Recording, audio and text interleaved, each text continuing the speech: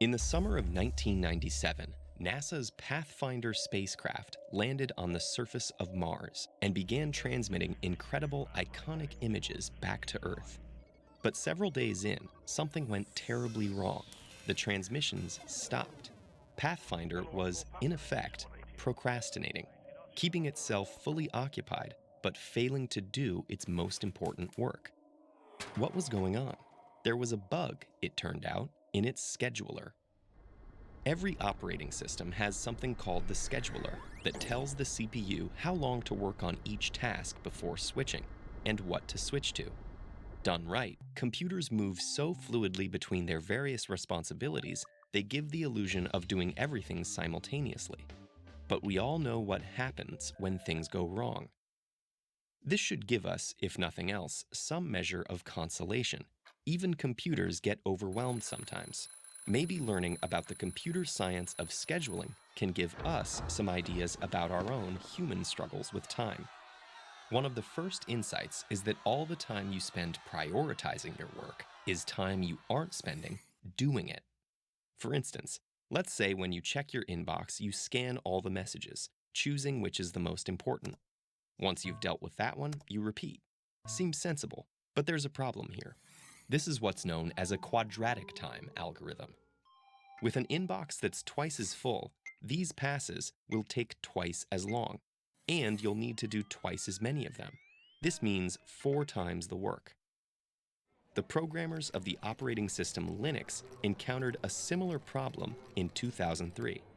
Linux would rank every single one of its tasks in order of importance, and sometimes spent more time ranking tasks than doing them. The programmer's counterintuitive solution was to replace this full ranking with a limited number of priority buckets. The system was less precise about what to do next, but more than made up for it by spending more time making progress. So with your emails, insisting on always doing the very most important thing first could lead to a meltdown. Waking up to an inbox 3 times fuller than normal could take 9 times longer to clear. You'd be better off replying in chronological order or even at random. Surprisingly, sometimes giving up on doing things in the perfect order may be the key to getting them done.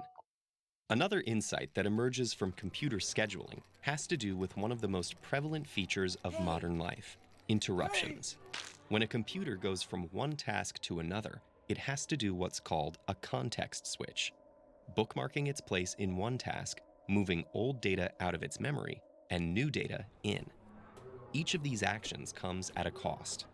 The insight here is that there's a fundamental trade-off between productivity and responsiveness. Getting serious work done means minimizing context switches.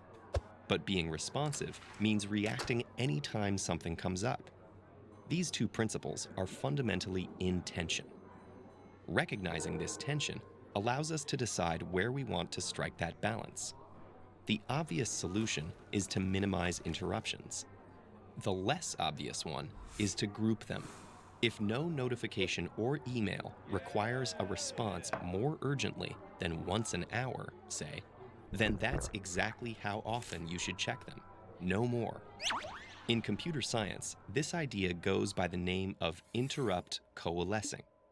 Rather than dealing with things as they come up, oh, the mouse was moved, a key was pressed, more of that file downloaded, the system groups these interruptions together based on how long they can afford to wait. In 2013, interrupt coalescing triggered a massive improvement in laptop battery life. This is because deferring interruptions lets a system check everything at once, then quickly re-enter a low-power state. As with computers, so it is with us. Perhaps adopting a similar approach might allow us users to reclaim our own attention and give us back one of the things that feels so rare in modern life: rest.